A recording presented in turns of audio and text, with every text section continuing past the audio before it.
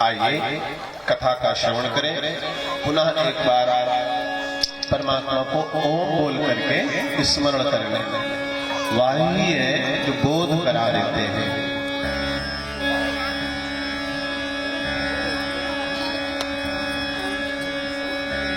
याभ्याम विना न पश्यन्ति सिद्धाः स्वान्ताः स्थमीश्वरम्। भवानी शंकरो वंदे। तुलसीदास बाबा कहते हैं जिसके बिना सिद्ध लोग भी भीतर ही बैठे हुए भगवान को जान नहीं पाते हैं। किसके बिना? श्रद्धा विश्वास के बिना, आस्तिकता के बिना। तो श्रद्धा विश्वास के साथ अपने गुरु, अपने इष्ट देव का आप लोग ध्यान करें, उनसे प्रार्थना करें। ओम बोलने के साथ साथ आज की कथा हृदयंगम हो जाएगा। कमर सीधी कर सकते हो, नेत्र बंद कर सकते हो, श्वास अंदर भर सकते हो।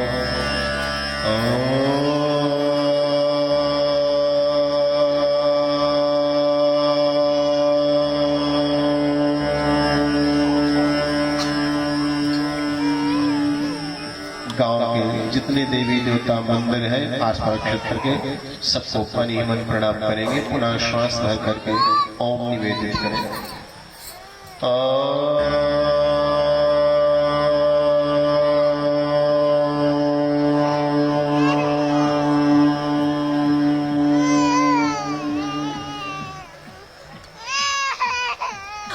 ओम स्वागत है आप सबका।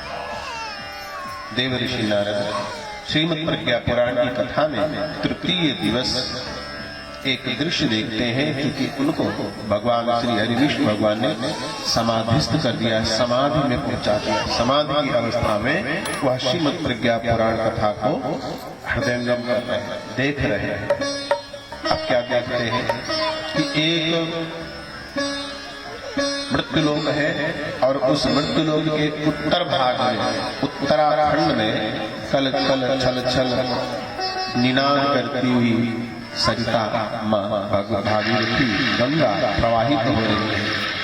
गोमुख से निकलकर गंगा सागर तक जाने वाली माँ भगवती गंगे के किनारे हरिद्वार नाम का एक स्थान है।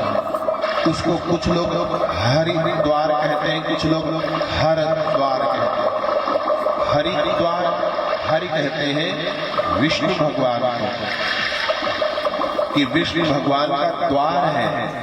उसके आगे जितना ही हिमालय में जाते जाओगे वो भगवान का घर मिलता जाएगा। हिमालय देवात्मा हिमालय है, वो देवत्व प्रदान करने वाला है। अधिकांश ऋषि, यति, योगी, तपस्वी हिमालय पर जाकर के तपस्या करते, और ऐसा कहा जाता है कि परुष को त्याग करके हमारे धनुष को भगवान श्री रामचंद्र जी को दे करके और परुषा को विश्राम करके स्वयं परशुराम जी भी हिमालय में ही निवास करते हैं। किसी किसी को अन्य अन्य रूपों में वो दिख जाता है। अनेक प्रकार की बातें कही जाती है। हिमालय जहाँ से शुरू होता है वह हरि का द्वार। कुछ लोग हर द्वार भी कहते हैं। हर अर्थात शिव भोलेगा उनका द्वार, उनकी चौखट, जहाँ सती माता भस्म हुई थी उस स्थान को हरिद्वार कहते हैं।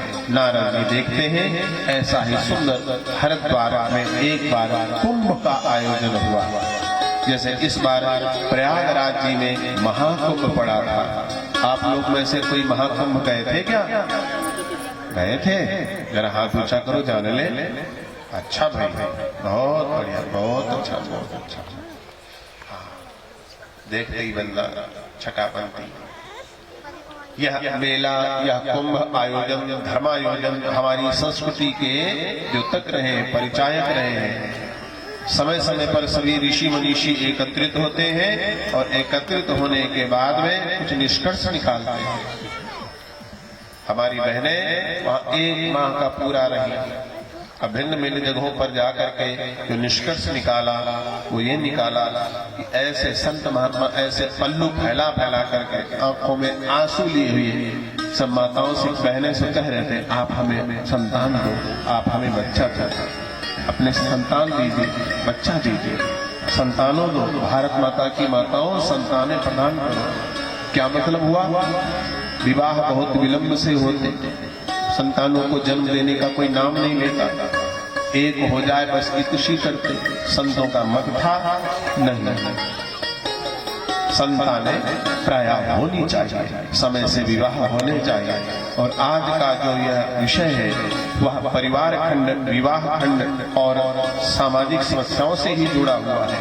देवर्षि नारद देखते हैं, एक दातु हरिद्वारे कुंभ पर्वणि पुण्य दे, पर्व स्नान से संज्ञातः समारोह धार्मिकः, देशान्तराद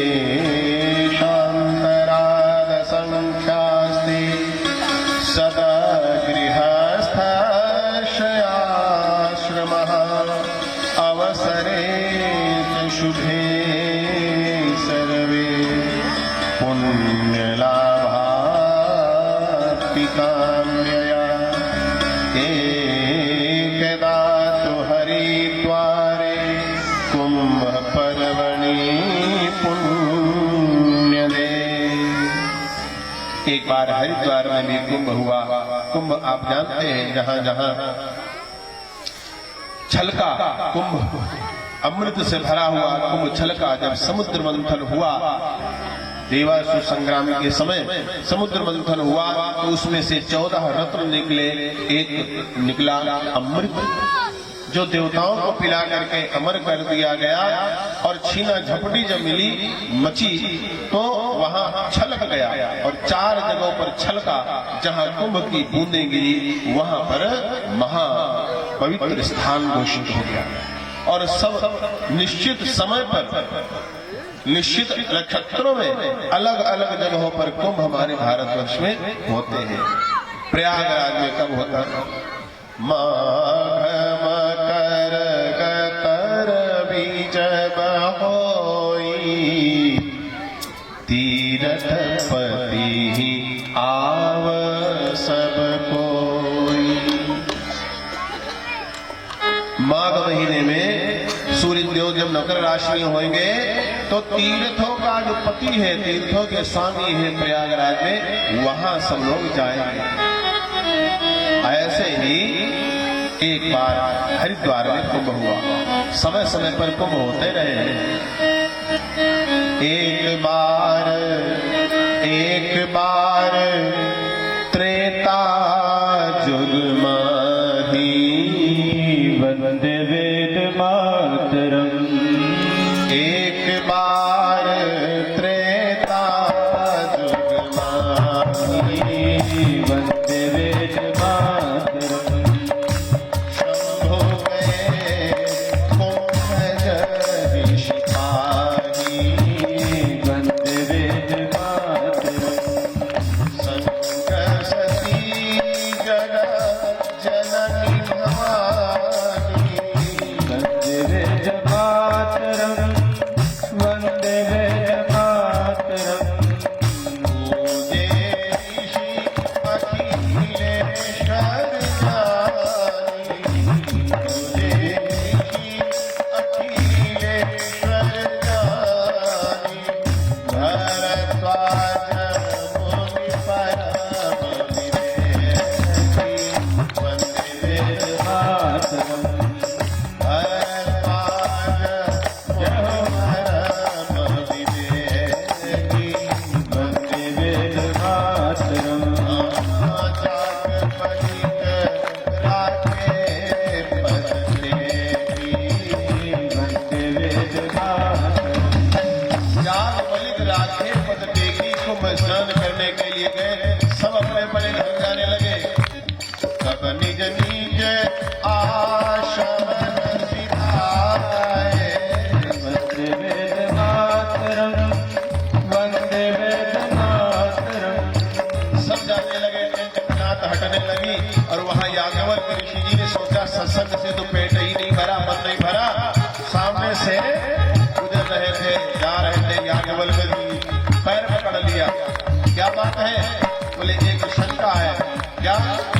जाना चाह एक राम अवधेश कुमारा, एक काम अवधेश कुमारा, जिनकर चरित विदित संसारा, जिनकर चरित विदित संसारा, हे राम की कपर को रानी जगत त्रिपुरारी, राम की कपर को रानी जगत त्रिपुरारी, जाय बलिक राखे पद देती, जाय बलिक राखे पद देती।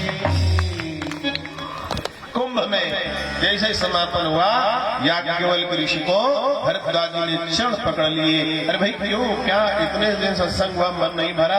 बोले नहीं, एक शंका रह गई सिर्फ। क्या? राम के बारे में बहुत सुना है, एक राम अवधेश कुमारा दशरथ नंदन राम है, या कोई और भी राम है? चाहे जपत त्रिपुरारी, इनको भोले बाबा राम राम राम राम राम राम करते रहते, भोले बाबा के नाम और है या दशरथ नंदन ही? ये जानना चाहता है। मुस्कुराए जान गए, जाना चाहो राम गुरु बूढ़ा, कृष्ण मनु तेरूढ़ा। भगवान के गुण राशि को जानना चाहते हो, सत्संग को और बढ़ाना चाहते हो, चलो बैठो और वहां से राम जी की कथा को आरंभ करते हैं। ऐसे ही कुंभ के पर्व पर सब एकत्रित हुए और सभी संतों ने अपना एक अध्यक्ष चुना और उन अध्यक्ष महोदय ने यह घोषणा कर दी कि आज के सत्संग में गृहस्थों पर ही चर्चा करी जाएगी। क्यों? वो देख लेते हैं कि आज कितने लोग आए हैं और किस भाव से आए हैं। शंखनाद कर दिया था, भैया थोड़ा सा इसको बनाना, जुगाड़ बनाओ हल्का सा। जय श्री राम, जय श्री राम, ओम जय श्री राम। हाँ, अब ठीक लग रहा है, अब ठीक लग रहा है, तुरंत मिल रहा है। ऐसे बाईपास होकर के सादतगंज होकर इधर आता था।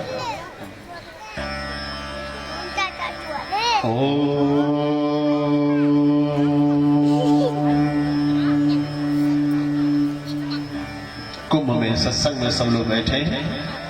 ऋषिवर ब्रह्म जी ने कहा कि शिष्यों से और अपने सभी ऋषियों से आज की चर्चा गृहस्थ पर हम लोग करेंगे, क्योंकि ज्यादातर गृहस्थ ही बैठे हुए हैं। शंखनाद करके घोषणा करी गई। उनमें से एक महात्मा जी उठे और उन्होंने प्रश्न किया। क्या किया?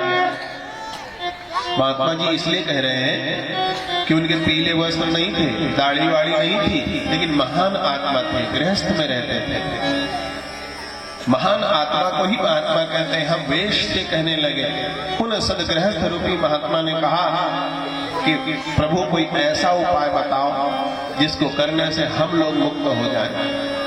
आप लोग भजन पूजन करते रहते हो, ब्रह्मचारी अपने साधना अध्ययन करते रहते हैं, वानप्रस्थी भी वनप्रस्थ का आनंद लेते हैं, सन्यासी इत्यादि तो भगवान में रमे ही रहते हैं। हम लोगों का क्या होगा?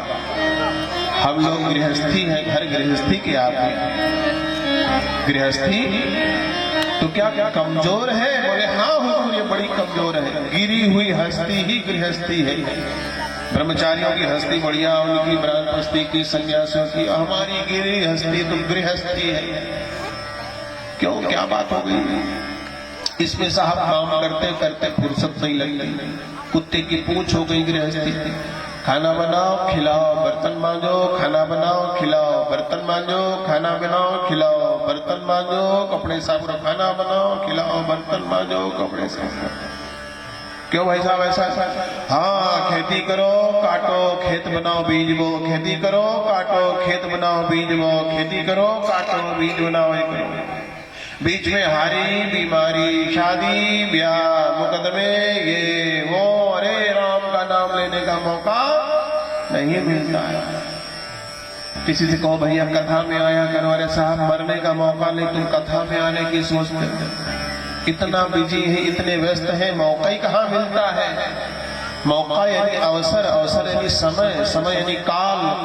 महाकाल को काल नहीं दे रहे, भगवान के लिए मौका नहीं। जो भगवान सबको मौका देता है, भगवान श्वास लेने का मौका छोड़ दे, मौका हटा दे तो राम नाम सत्य हो जाए। सब मौका ही मौका।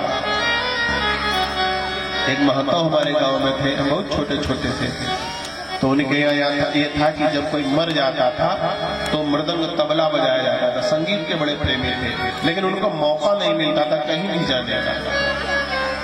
और जब तबला बजने लगा तो वहां के कवि महोदय बोले, तबला बाज रहा धिधकारी, महतो आज भय सत्तारी। मर गए, सत्तारी मतलब फुर्सत से हो गए।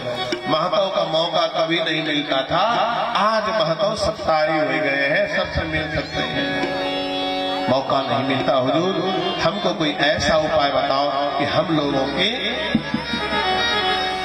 जीवन धन्य हो जाए। तब वो बोले, चारों आश्रम में, चार आश्रम होते हैं गृहस्थों, सुनो। चारों आश्रम में सर्वश्रेष्ठ यह गृहस्थ आश्रम कहलाता है। कमजोर आपका आश्रम नहीं है। हे महात्मन बैठ जाओ, हे गृहस्थी बैठ जाओ, तुम्हारी बात हम समझ गए। चार आश्रम होते हैं, ब्रह्मचर्य आश्रम, गृहस्थ आश्रम, वानप्रस्थ आश्रम और संन्यास आश्रम। चारों में सबसे बढ़िया है तुम्हारा आश्रम। चारों आश्रम में सर्वश्रेष्ठ यह गृहस्थ आश्रम कहलाता है। यदि है परिवार संस्कृति तो, यदि है परिवार संस्कृति तो, परिवार स्वर्ग बन जाता है। यदि है परिवार संस्कृति तो, परिवार स्वर्ग बन जाता है। यदि है परिवार संस्कृति तो, वेद शास्त्र उपनिषद सभी गृहस्थ की गरिमा को गाते हैं। है धन्य गृहस्थ आश्रम कहकर, है धन्य गृहस्थ आश्रम कहकर, देव ऋषि अपनाते हैं। धन्य गृहस्थ आश्रम कहकर, देव ऋषि अपनाते हैं। धन्य गृहस्थ आश्रम कहकर। भैया ये ट्रेवल ज्यादा हो गया, थोड़ा बेस रखो। अगर खराब ही होए गृहस्थ आश्रम तो ऋषि मुनि देवी देवता गृहस्थ में प्रवेश क्यों करें? कि तुम्हारा गृहस्थ आश्रम खराब नहीं है, बल्कि चारों में सर्वश्रेष्ठ है। सीता राम की जोड़ी गृहस्थ में थी, दशरथ कौशल्या की जोड़ी गृहस्थ में थी, कश्यप अदिति की जोड़ी मन शत्रुपा की जोड़ी गृहस्थ में थी, पार्वती सदाशिव जी की जोड़ी गृहस्थ में थी, परम पूज्य गुरुदेव वंदनीय माता जी की जोड़ी गृहस्थ में। अगर गृहस्थ ही इतना खराब हो तो जानबूझकर बुद्धिमान लोग योगी यति तक क्यों गृहस्थ जीवन अपनाए? जैसे मनु भगवान कहते हैं मनुस्मृति में, जैसे सारी नदियां जाकर के समुद्र में मिल जाती हैं, ऐसे सारे आश्रम यानी तीनों बचे हुए गृहस्थ में ही मिल जाते हैं। इसका मतलब अगर गृहस्थ न हो, भैया संजय शर्मा जी का मकान न हो, भैया आप लोग रुकने न दो, कोई गृहस्थ हम लोग रुकने न दो तो बेरवा तरे का हाथ कहीं छुट्टी। और सुनने वाले न हो गृहस्थी तो सुनाएंगे बाबा किसको? अगर भिक्षा न दो, दान न दो, गृहस्थ भिक्षा और दान देना बंद करे तो यज्ञ सब समाप्त। बाबा भूखे पेट टहलेंगे। गृहस्थ ही है जो ब्रह्मचारी को पढ़ाता लिखाता विद्या अध्ययन में मदद करता। गृहस्थी ही है जो वानप्रस्थियों की सेवा करता और सन्यासियों को मुक्ति का मार्ग पढ़ाता। गृहस्थ न हो तो संसार चौपट हो जाए। इसलिए तुम्हारी यह गृहस्थ की बात, गिरी हुई हस्ती की बात सत्य नहीं है, लेकिन हाँ जिसको चलाना आ गया उसके लिए गृहस्थाश्रम धर्मस्य परिपालनमप्ययोः योगाभ्यासैवास्तिः संयमादात्मना सदा यथा कालं द्विचैनं धर्मं सम्पादयत्नलं परलोकेऽथलोकेऽपि सुखं संतोषमेव च। बोले कि गृहस्थ आश्रम में रहना आ जाए, यह एक टकसाल है, एक प्रयोगशाला है, एक पाठशाला है। हम कितने ज्ञानी हैं, कितने सहनशील हैं, कितने क्रोधी हैं, कितने उदार हैं, कितने निष्ठुर हैं, ये पूजा करते करते ब्रह्मचारी को पता नहीं चलेगा। ये वानप्रस्थी को आश्रमों में रहते रहते पता नहीं चलेगा। ये सन्यासियों को भगवान भगत करते करते पता नहीं चलेगा। ये तो गृहस्थ में रह करके पता चलेगा। आपने कथा सुनी होगी, महात्मा जी जंगल में पूजा कर रहे थे, बहुत दिनों तक ध्यान करते रहे। अंत में एक चिड़िया ऊपर बैठी थी पेड़ के और उसने बीच कर दी और महात्मा जी की जटाओं में जब ठंडा ठंडा कूल कूल लगा तो उन्होंने देखा, गुस्से के मारे, क्रोध के मारे चिड़िया को देखा, चिड़िया जल के मर गई। उनको लगा कि अब हम बहुत बड़े महात्मा बन गए हैं, अब पूजा की कोई आवश्यकता नहीं रह गई। दान, ज्ञान, भजन में कभी संतोष नहीं करना चाहिए। एंड नहीं है। वेदों में नेति, नेति कहा गया, न इति, ये पूरा नहीं है, और है। गायत्री महाविज्ञान परम पूज्य गुरुदेव ने लिखा तो कहा 2000 साधकों के अनुभवों को और अपने अनुभवों को जोड़ करके गायत्री महाविज्ञान लिखते हैं, लेकिन ये पूरा गायत्री का ज्ञान नहीं है। नेति नेति उन्होंने भी कहे